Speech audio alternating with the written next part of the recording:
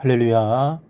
사랑하는 대강의 가족 여러분, 오늘 하루도 하나님의 말씀과 동행하는 삶이 되길 소망합니다. 오늘 함께 나눌 하나님의 말씀은 고린도전서 11장 17절에서 22절 말씀입니다. 내가 명하는 이 일에 너희를 칭찬하지 아니하나니 이는 너희의 모임이 유익이 못되고 도리어 해로움이라. 먼저 너희가 교회에 모일 때에 너희 중에 분쟁이 있다함을 듣고 어느 정도 믿거니와 너희 중에 파당이 있어야 너희 중에 옳다 인정함을 받은 자들이 나타나게 되리라. 그런즉 너희가 함께 모여서 주의 만찬을 먹을 수 없으니 이는 먹을 때에 각각 자기의 만찬을 먼저 갖다 먹으므로 어떤 사람은 시장하고 어떤 사람은 취함이라. 너희가 먹고 마실 집이 없느냐? 너희가 하나님의 교회를 업신 여기고 빈궁한 자들을 부끄럽게 하느냐? 내가 너희에게 무슨 말을 하랴? 너희를 칭찬하라. 이것으로 칭찬하지 않노라. 아멘. 이 고대 세계에는 두 가지 특징이 있었습니다. 하나는 오늘날보다 훨씬 더 사교적이었습니다. 이 당시에는 몇 사람이 모여서 함께 식사하는 회식이 습관처럼 되어 있을 정도로 사교적이었다고 합니다. 특히 에라노스라고 하는 이 회식은 회식의 참석자들이 각각 먹을 것들을 가져와서 그것들을 전부 모아놓고 다 같이 함께 먹는 회식이었습니다.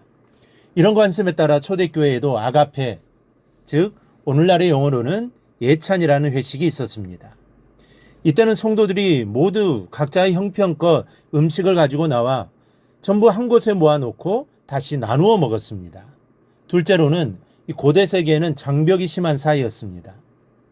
이 고대 세계는 자유인과 노예의 장벽이 있었고 또 헬라인과 헬라어를 말하지 못하는 속칭 야만인의 장벽, 그리고 유대인과 이방인, 로마 시민과 법의 보호를 받지 못하는 소수 종족, 또 교양 있는 자와 무지한 자 등의 이 차별이 아주 심각한 사이였습니다.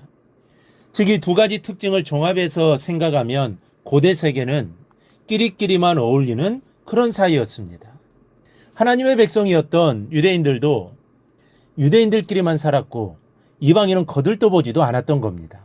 그런데 교회 세계에 있어서 사람을 갈라놓았던 바로 이런 장벽들을 타파한 유일한 장소가 있었는데 바로 교회였습니다. 교회는 가진 자나 못 가진 자, 유식한 자와 무식한 자, 유대인과 이방인 등 이 신분의 고하나 빈부의 차이를 넘어 함께 모이는 유일한 장소였습니다. 그리고 예찬은 그리스도인들의 이러한 특별한 간교와 사랑을 확인하는 모임이었습니다. 그런데 고린도 교회 예찬을 두고 바울은 너희를 칭찬하지 않는다라고 말하고 있습니다. 그러면서 이유를 유익이 못되고 도리어 해롭기 때문이라고 하고 있습니다.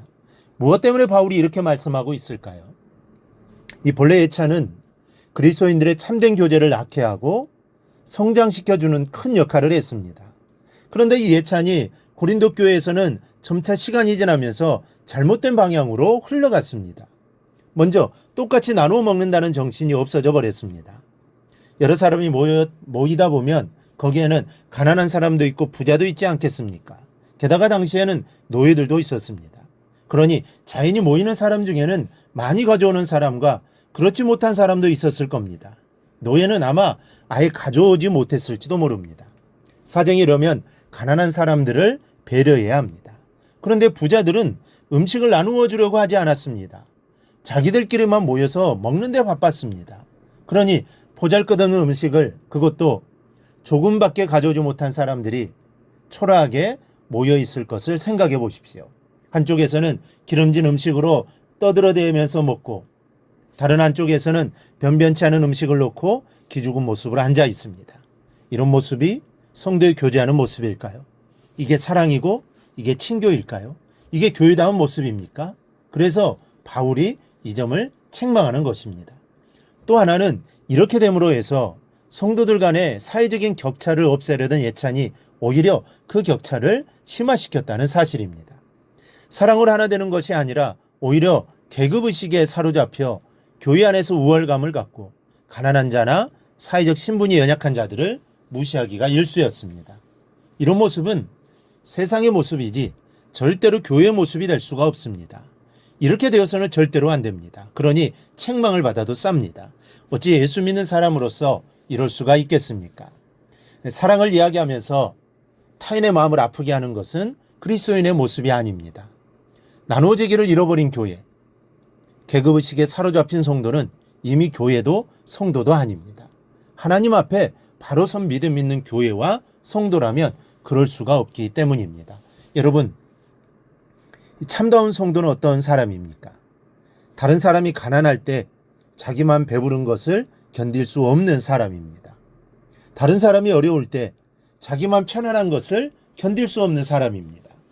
다른 사람이 괴로울 때 자기만 편안한 것을 견딜 수 없는 사람이 참다운 성도입니다. 교회 또한 마찬가지입니다. 참다운 교회는 가진 것을 누리려는 것이 아니라 나누어 주는 것을 기쁨으로 삼아야 합니다. 위로를 나누고 슬픔을 나누고 기쁨을 나누는 그런 교회야말로 교회다운 교회입니다. 우리 교회가 이름뿐인 교회가 되지 않기를 바랍니다. 여러분이 이름뿐인 성도가 되지 않기를 바랍니다. 이름값을 아는 교회가 되고 성도가 되기를 바랍니다. 여러분, 교회는 가진 것을 자랑하고 끼리끼리 모임을 갖는 곳이 아닙니다. 당을 짓지도 말고 빈궁한 자들을 부끄럽게 하지도 말아야 합니다. 이런 일은 22절에서 이렇게 말합니다. 너희가 먹고 마실 집이 없느냐? 너희가 하나님의 교회를 업신여기고 빈궁한 자들을 부끄럽게 하느냐? 내가 너희에게 무슨 말을 하랴? 너희를 칭찬하라. 이것으로 칭찬하지 않노라. 즉 하나님의 교회를 업신여기는 행위라는 것입니다. 하나님의 교회를 업신여기는 것은 하나님을 업신여기는 겁니다. 교회는 하나님의 피값으로 사신 곳입니다. 그러니 하나님은 이렇게 행하는 자를 그냥 내버려 두지 않으실 겁니다. 이 말씀을 기억하여 하나 되기를 힘쓰고 나누어 주는 데서 기쁨을 찾는 여러분들이 되시기를 바랍니다. 그리하여 하나님의 기쁨이 되는 교회와 성도들이 되기를 주님의 이름으로 축원합니다. 오늘 목사와 말씀을 굳게 잡고 삶으로 실천하며 살아내는 대강의 모든 성도들이 되기를 축복합니다.